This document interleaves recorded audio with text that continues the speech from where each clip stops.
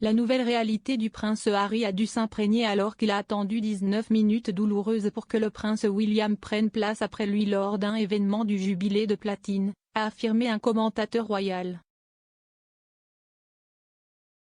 L'expert royal Richard Kay a affirmé que la disposition des sièges à la cathédrale Saint-Paul pour le service d'action de grâce de vendredi était la réalité publique de la chute de Harry dans l'ordre hiérarchique royal.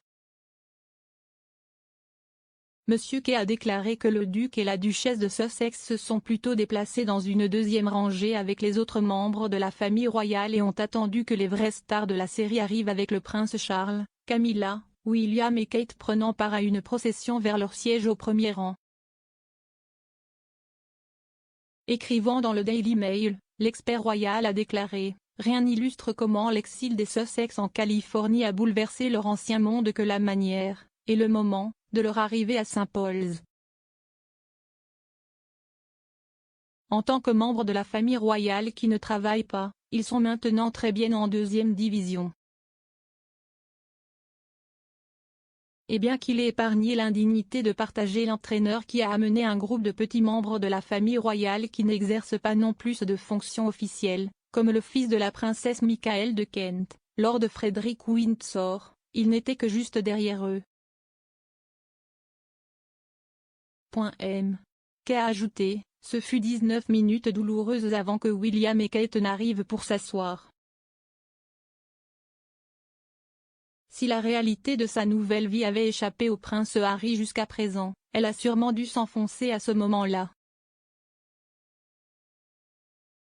Harry et Meghan, qui ont voyagé de Californie pour les célébrations du jubilé de la reine, étaient assis au deuxième rang derrière la famille Wessex et le duc et la duchesse de Gloucester. De l'autre côté de l'allée se trouvait le prince de Galles, la duchesse de Cornouailles et les Cambridge. Les Sussex ont dû passer devant les princesses Béatrice et Eugénie et leur mari Edoardo Mapelli Mosey et Jack Brooksbank, qui étaient déjà assis, pour se rendre à leur place. Les membres de la famille royale qui travaillaient remplissaient les chaises au premier rang, ce qui signifie qu'il n'y avait pas de place pour Harry et Meghan dans les postes de choix. Cependant, le couple a fait une procession en solo après le reste de la famille royale et avant Charles et William. L'événement était leur première apparition publique aux côtés des Windsors depuis que Meghan les a vus quitter leurs fonctions royales il y a 2 ans.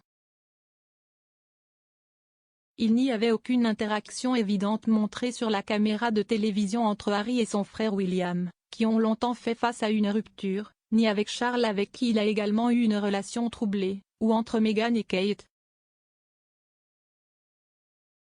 Il y a un peu plus d'1 an, les Sussex ont fait une série de déclarations explosives sur la famille royale dans leur interview avec Oprah Winfrey, accusant notamment un royal anonyme de racisme.